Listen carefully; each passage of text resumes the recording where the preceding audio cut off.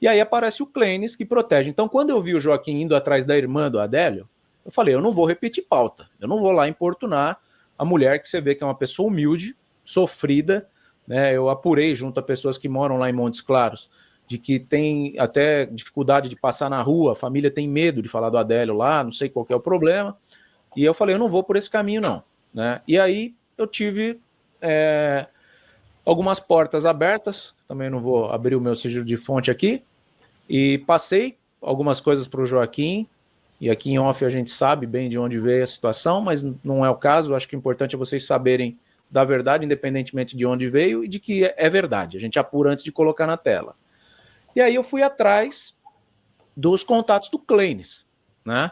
E com os contatos do Clênis a gente chegou a esse vídeo, que inclusive, Joaquim, para minha surpresa essa semana, a Mafê, que é minha diretora no canal Brasil Inteligente, ela me trouxe alguns vídeos de um canal do YouTube do Clênis, que está ativo, né? O Clênis não quer falar mais hoje em dia, acho que ele não vê vantagem em falar em relação a esse caso, mesmo porque ele já foi muito prejudicado na carreira dele, e por isso a gente respeita também, não vamos ficar espremendo, né, tubo de pasta de dente que não quer sair a pasta mais, não é a nossa função, a gente está aqui para proteger e até dar tela para ele, né? Foi o que aconteceu, por exemplo, com o Gritzbach. Então a gente falou, o Cabrini matou o Gritzbach. Não, o Gritzbach já estava na reta.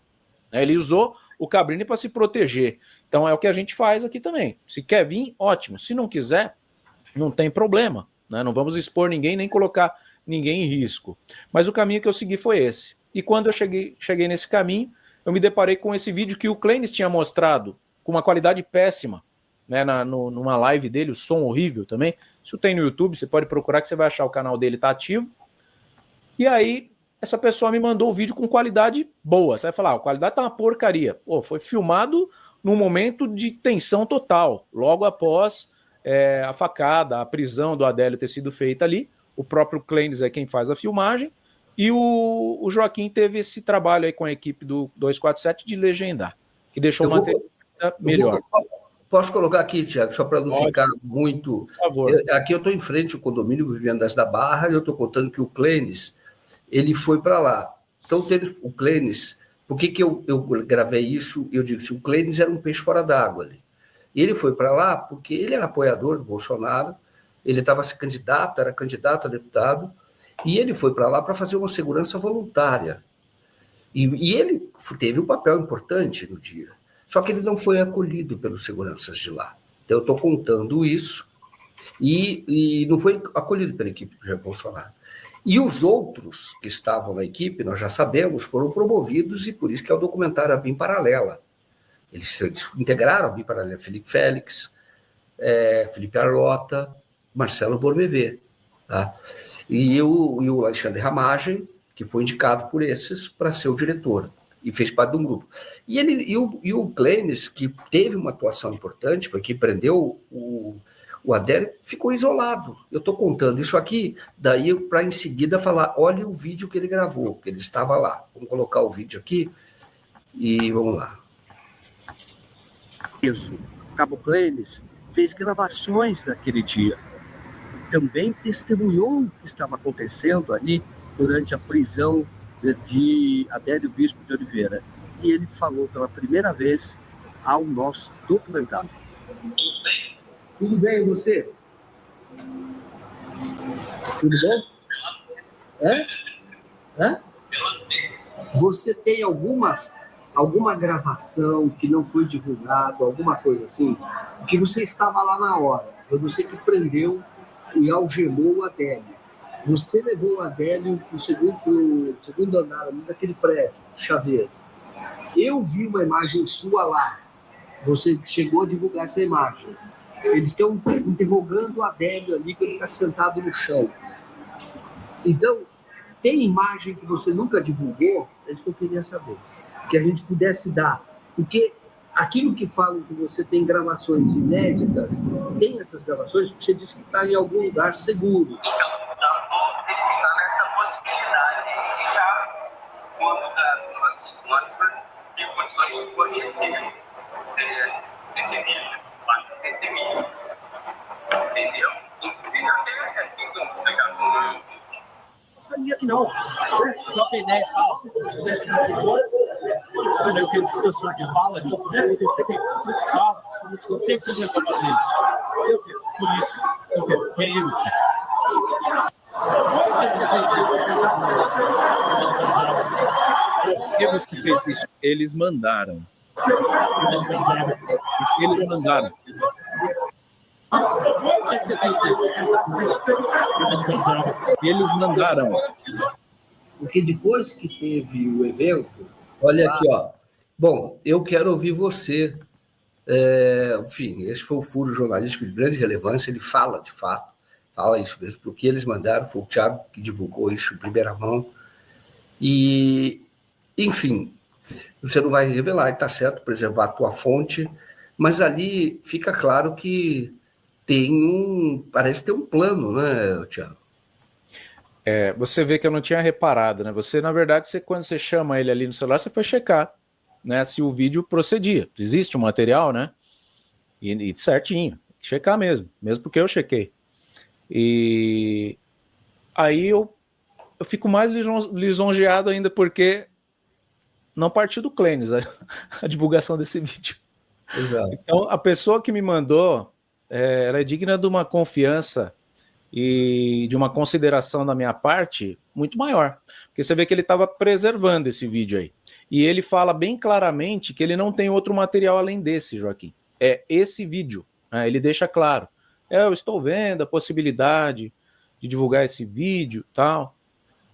A pessoa que me mandou esse vídeo, primeiro ela mandou só 20 segundos. Mandou só 20 segundos. E eu falei, caramba, mas eu não entendi nada desses 20 segundos, porque tá tudo muito embaralhado ali, as informações. Aí depois ela falou, olha, eu vou te mandar isso aqui, mas aí, tá, tipo, me tira do teu radar, tá? E quando eu recebi o vídeo, eu fiquei assistindo várias vezes, tal, e eu não tinha percebido eles mandaram. E aí eu entrei em contato com a pessoa de novo e falei, legal, o vídeo é muito bom, mas, pô, qualidade péssima, tal, o que você viu aqui? E aí ela me falou, presta atenção no áudio, né? Então quando você ouve, e aí o Joaquim vem e legenda, você fala realmente, olha, isso aqui é uma declaração que vale muito mais do que a declaração de quando o Adélio foi lá, que a revista Veja tem, que foi transmitida aí, né, diante do delegado, não sei quem era ali, se era juiz, ele falando já tudo editadinho, né, meio que orientado pelo, eu não lembro quem era o advogado na época, tem um primeiro advogado que era o, como é que era o sobrenome dele? O Zanoni? Do Adélio, você fala? Era o Zanoni, né? O Zanoni. O Jaquim, que funcionou, não defendeu o Adélio em momento nenhum. Foi quem colocou o Adélio nessa situação. Então. E aí ele complicou mais ainda. E eu até mandei um direct para ele. Falei, ô Zanoni, o que você tem a dizer do caso Adélio? Ele falou, esse caso tá resolvido. Tá resolvido? Não tá resolvido, né? A gente sabe que não. Então, quando você fala o caso Adélio tá resolvido, você chama a mim, você chama o Joaquim e chama o público que tá assistindo essa live de maluco. Porque não está resolvido. A PF veio e cravou. Não teve mandante. Agiu sozinho. E aí vem uma declaração no calor. Os gritos de vai morrer no final ali, no fundo. E ele pega e fala, eu fiz porque me mandaram. E ele fala no plural, tá? Porque lá na declaração da Veja ele fala que foi Deus que mandou. Isso. Ele não fala, ele me mandou. Isso. Né? Lá ele começou a falar de maçonaria... Né, ele fez um personagem meio maluco ali naquela entrevista mesmo, para os caras enquadrar ele no... Acho que a orientação foi, faz de conta que você é maluco, que advogado faz isso, né? O advogado, quando o cara tá lascado, não tem como tirar a culpa dele, fala, vamos diminuir a pena. Como que diminui a pena? Fala que é incapaz, tem problema mental, desqualifica a pessoa. Então ele nunca vai falar... Só dizer, não foi uma entrevista na Veja. Na verdade, a Veja divulgou... Isso, divulgou a fala dele... A fala dele, que foi o delegado... Depoimento, né? O depoimento dele é o delegado Rodrigo Moraes, que era o titular do caso. Não, ele não deu entrevista para ninguém, né, Joaquim? Até hoje. Até hoje. Isso. Então, ninguém conseguiu essa entrevista. Então essa é a nossa batalha, que eu espero que a gente consiga finalmente, ou um dia colocar o Joaquim frente a frente a ele, né? Tem essa matéria do Metrópolis, se você quiser usar a tela aqui, a informação é de que vão liberar ele, é uma coisa bem maluca também, mas pelo menos em 2038, se quiser eu ponho na tela aqui para você repercutir. Mas ele pode, na verdade, Você quer colocar, não? Vou pôr aqui, aí você dá uma contextualizada com a informação que você tem. A matéria é essa aqui, ó. Posso ler? Pode. Tá aí, tá na tela aí. Vou colocar na tela. Nélio vive isolado e diz que não é doido por rejeitar. Ele diz assim, ó, a matéria do Pablo Giovanni, dia 19 de abril, às 10h31. Preso desde 2018 após esfaquear Bolsonaro, Adélio Bispo tem previsão de saída da cadeia, até pelo menos 2038. Ele tem rejeitado o tratamento. Aqui a foto do dia da prisão dele. Preso desde setembro de 2018, Adélio Bispo permanecerá detido no sistema penitenciário federal até pelo menos 2038. Ele está custodiado na Penitenciária Federal de Campo Grande, Mato Grosso do Sul, após o atentado contra o ex-presidente Jair Bolsonaro ocorrido em Juiz de Fora durante a campanha eleitoral. Adélio não responde a nenhuma ação penal porque foi considerado inimputável. Com isso, foi absolvido das acusações criminais, mas cumpriria até então internação por tempo indeterminado. Com a nova medida judicial, ele passa a ter uma previsão de saída quando completar 60 anos. Por isso que eles estão prevendo aí o 2038. A pena deve ser contabilizada na execução penal. Atualmente ele tem 46 anos. Apesar disso, o processo que trata da execução da pena de Adélio é marcado por inconsistências. No Sistema Eletrônico de Execução Unificado, o SEEU, não há registro da pena já cumprida por ele, constando apenas como tempo indeterminado. Um relatório anexado ao processo aponta que oficialmente nenhum dia foi contabilizado como efetivamente cumprido no sistema prisional. Ou seja, ele está num looping, né, preso num looping que não é decrescente. Adélio ocupa uma cela de 6 metros quadrados e, segundo apurou Metrópolis, porque para alguém ele falou isso, né, com agentes da penitenciária, ele tem recusado até banhos de sol. Ele também apresenta resistência ao tratamento médico, recusando-se a tomar os remédios prescritos para o transtorno delirante persistente.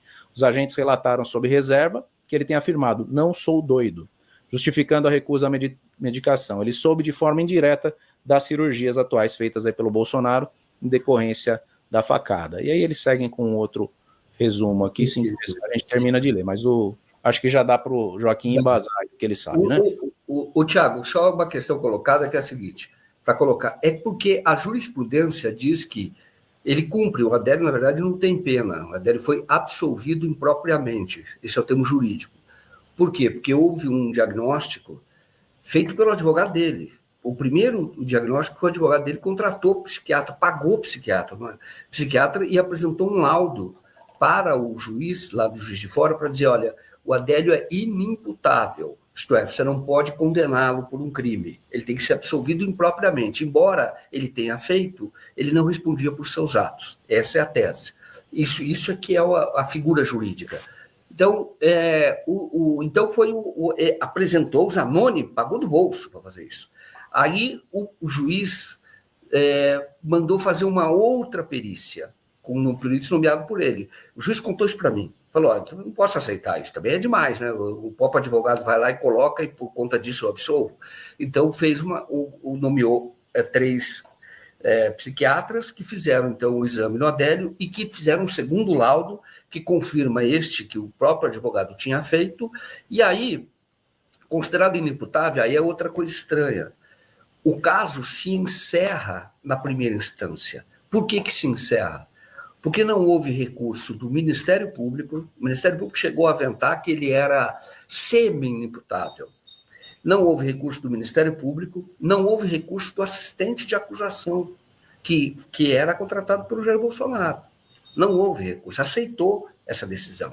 E o Zanoni foi ele quem colocou o cliente nessa situação. Por isso é que ele disse para a irmã, o Zanoni me trancou aqui e jogou a chave fora. E nunca mais veio me visitar. Nunca mais atendeu a mim. Então, é que ele disse, eu só vou sair daqui morto. E quando eu falo 2038, é porque, pela jurisprudência, mesmo que você cumpra a medida de segurança, você não pode ficar acima da pena máxima. No caso dele, por tentativa de homicídio, seria 20 anos. Agora, você tem o caso, por exemplo, do maníaco do parque, que continua preso. Então, isso pode ser renovado depois, se houver uma decisão de que ele não tem condição de viver em sociedade. Agora, de qualquer forma, o juiz, quando fez a primeira junta, deu 3 anos. Falou, olha, ele vai ficar pelo menos 3 anos. Daqui 3 anos, uma nova junta faz o exame.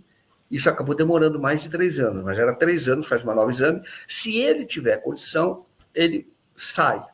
Essa junta disse que não, que ele tinha que continuar, porque o quadro de saúde dele tinha piorado. E agora, esse último, de novo a junta fez, e o prazo do juiz foi que daqui 2 anos depois, ele seria reavaliado. E aí ele vai ser reavaliado. De qualquer forma, ele não melhorou. Então, o que acontece? Ele melhorou, ele não melhorou. De qualquer forma, ele vai... ele deve continuar, a menos que seja resolvido uma figura jurídica, uma questão jurídica, uma controvérsia jurídica, um conflito jurídico. Qual é o conflito? O juiz federal da 5ª Vara de Campo Grande, que é responsável pela execução penal, e agora é uma coisa também inconstitucional, inconsistente, ilegal, porque o Adélio não está em execução penal porque ele não tem condenação. É que não arrumaram outro lugar para ele ficar e ele ficou lá num presídio de segurança máxima. Houve um questionamento lá atrás dizendo que ele não pode ficar, ele é doente. Aí isso subiu para o tribunal, etc. Ele foi parar no Supremo Tribunal Federal. E o Supremo, por decisão, relatoria do Cássio Nunes Marques, disse o seguinte: não, o presídio de segurança máxima de Campo Grande tem condição, sim, de oferecer tratamento. Só que os laudos dizem que não tem tratamento. Então, é uma decisão constitucional. Agora, de novo, o Cássio Nunes tomou essa decisão, mas ela foi referendada por unanimidade com votos do Gilmar Mendes, com o voto do Lewandowski, que era, na época, da segunda turma. Eles eram da segunda turma, que é onde o caso está. Então, foi referendado. Mas o Adélio, veja bem, de novo, isso é uma flagrante ilegalidade. Por quê? Porque dizem o seguinte: não existe, o governo de Minas, que é o Zema, diz assim, não existe lugar para colocar o Adélio para ele ser tratado. Aí o Ministério da Justiça, na época o DEPEN, disse, não, ele continua lá no presídio. Aí houve uma decisão, qual é? Houve um recurso da Defensoria Pública, falou, não, mas ele não pode ficar, ele tem que ser tratado. Isso foi parar no STJ, foi parar no Supremo Tribunal Federal. Existe jurisprudência do STJ que diz, olha, se não tiver vaga em hospital, a pessoa tem que ter tratamento ambulatorial, isto é, ele vai para casa, porque você não pode dar a medida mais gravosa, você tem que dar a menos gravosa se o Estado não tiver condição de oferecer. Só que ninguém toma essa decisão, que era assim, não é que toma. O juiz lá de Campo Grande falou, não, ele tem que sair daqui, ele não pode ficar aqui em presídio de segurança máxima. Aí ele iria para um hospital. Aí o Elmo Rodrigues, que é o defensor, já estava em contato com Minas Gerais, que é a cidade dele, ele tem que ficar perto da família, e para arrumar uma vaga para ele ficar internado num hospital do SUS, com visita na família, etc. O que acontece? O governo de Minas disse que não tem condição dele ser atendido no hospital do SUS. Aí, o juiz, lá de Juiz de Fora, aí estabeleceu-se um conflito de competência, que já não é o Bruno, o primeiro Savino, que é o que está lá agora, disse, não, ele não vai ir para cá, ele vai continuar em Campo Grande, vai continuar no presídio de segurança máxima. E aí, essa decisão foi um conflito de competência, 2 juízes tomando decisões contrárias, e aí isso subiu para o Tribunal Regional Federal, da região lá de Minas, TRF3, e fez o seguinte, que tomou a decisão, olha, realmente prevalece a decisão de Juiz de Fora, o Adélio, portanto, continua em isolamento. Mas é um flagrante, viu, Tiago? Desculpa, é uma flagrante ilegalidade. Só para dizer, agora, o que está dizendo o Metrópolis é, não, de qualquer forma, em 2038 ele vai para a rua, porque não pode ficar mais. Só que isso é relativo. Sim. Ele já deveria ter ido para a rua, porque, Tiago, se ele tivesse sido denunciado por tentativa de homicídio, ele enfrentaria um júri. Ele enfrentando o júri, ele já estava na rua há muito tempo. Desculpa, devolvo a palavra a você.